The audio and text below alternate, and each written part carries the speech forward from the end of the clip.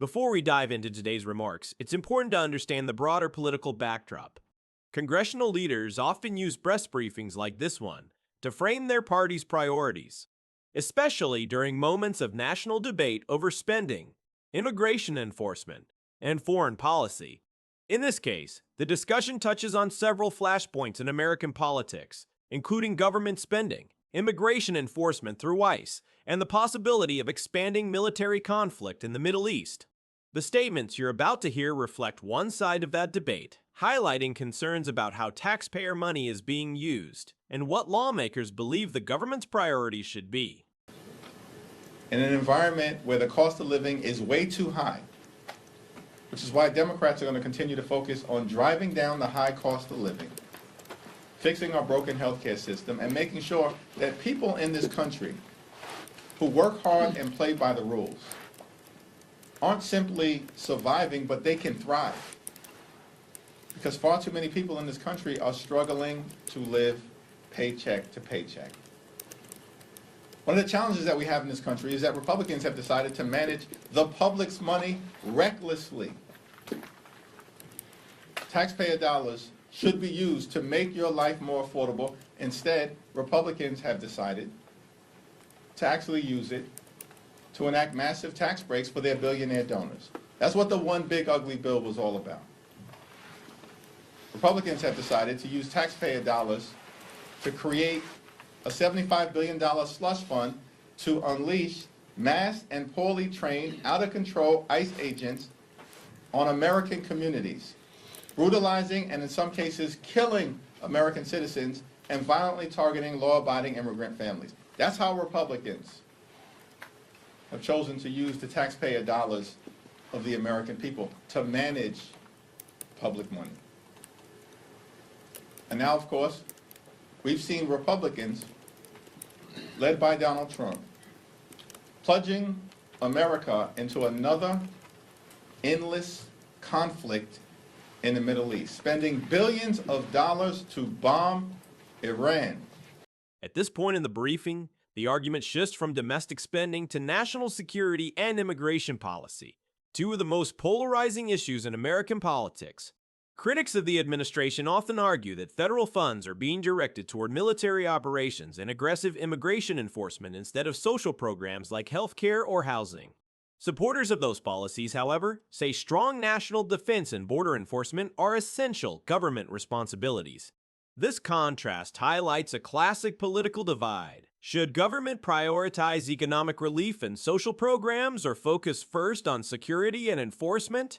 And when lawmakers make these claims about spending, it raises an important question for viewers. How much of this is policy disagreement, and how much is political messaging designed for public support? But they can't find a dime to make it more affordable for the American people to go see a doctor when they need one. Can't find a dime to make it easier for Americans who are working hard to purchase their first home. And they can't find a dime to lower the grocery bills of the American people. And instead, of course, the reckless Trump tariffs have increased costs on everyday Americans by thousands of dollars per year. Democrats are committed. This is the fundamental fight at this moment, to making sure that we jealously guard the resources of the American people and we use it to make life better for everyday Americans, not actually make things worse, which is what Donald Trump and the Republicans have done. As the briefing concludes, the discussion spans a wide range of issues, from immigration enforcement and government spending to war powers and congressional oversight.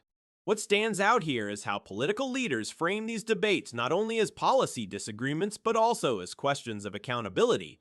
Who decides how taxpayer money is spent, when military force should be used, and how government agencies operate? Moments like this illustrate the ongoing tension between the executive branch and Congress, especially during conflicts over funding, foreign policy, and federal agencies. Ultimately, the interpretation of these events often depends on perspective, whether you view them as necessary oversight or partisan confrontation. What's your take on the arguments raised in this briefing? Do they highlight legitimate policy concerns, or are they part of the usual political back and forth in Washington? Let us know your thoughts in the comments. And if you enjoy thoughtful, fact-based analysis of major political stories, be sure to like the video, subscribe to the channel, and turn on notifications so you don't miss future breakdowns. Questions? Mr. Leader. Christy Nome has just... Mr. Thank you. You served with Mark Wayne Mullen in the House of Representatives. He's been in the Senate for a couple of years now. He somebody who's tight with the president. Is this an upgrade, in your opinion? Well, let's cross that bridge when we get to it, and we'll see what he has to say when and if there. What was your impression of serving with him in the House? Did you I don't ever have have any. I don't have any comment right now on what's to come. Let's focus on what's taking place right now. Kristi Noem is gone. Good riddance. She was a disaster, and House Democrats made something very clear. Several weeks ago, we said either Kristi Noem is fired or she's going to be impeached. Does that change the ICE conversation? And Does that Kristi open the door to fund DHS now? Noem has been fired, consistent with what we have demanded on behalf of the American people. But let me also make clear, a change in personnel is not sufficient. We need a change in policy.